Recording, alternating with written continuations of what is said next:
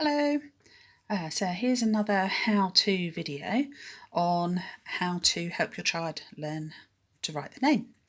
Now, this sheet is something that I've included on the bottom of the plans for the 11th of May, and it's just showing you each of the lowercase letters and how each of them are formed. So you start on the red dot and you can see the direction of the arrow shows you the direction in which you would then trace the letter. That's just really a point of reference for all of you and to help you when you're practicing writing names at home. Now, traditionally, what a lot of people do is when they're helping their child learn to write their name, they use dotty letters. Now, that's fine, but the problem is when you're a young child, you don't necessarily know the shape of the letter and what it's meant to look like when it's finished. So you don't know where one letter starts and one letter finishes.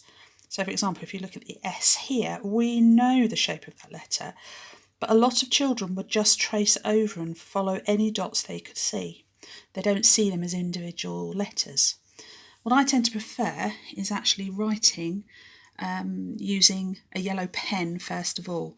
So this is something then that the child can trace over. Now, just before we start, one more little tip, helping with pencil grip. Again, on the sheet for the 11th of May, I've shown you the developmental stages of the different ways children hold a pencil.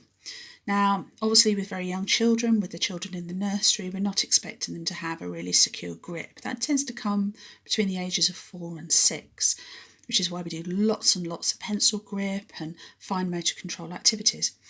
But we can do things to help. So, for example, when holding a pencil, here's my pencil here. I've just got it on the edge of the table and I've got to pick it up and then flip it over, and then that will give you a secure grip. And as you can see, I'm left-handed, so I'm just going to turn my paper slightly on.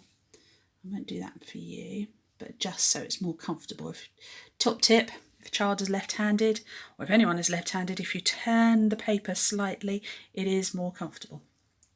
Now, so here we go. So, as I say, you can see I've got little red dots. What I do is I put my pencil on the red dot and then I trace down on the yellow letter. Now again, the reason for it being yellow is when your child then traces over, their letter is more prominent and they get that real sense of achievement of actually tracing whole letters. Don't forget the dot at the top. Some children like to scribble it in, but try and avoid that if possible. The S, so it's going to go all the way around through the middle. And then on to the next letter, and you can see how that was very different to the dotty letters. You can actually see the whole shape.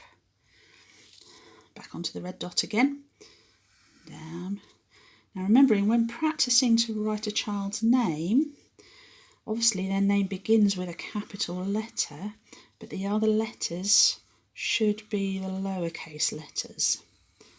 This is what they'll be taught at nursery. And then obviously going into reception too.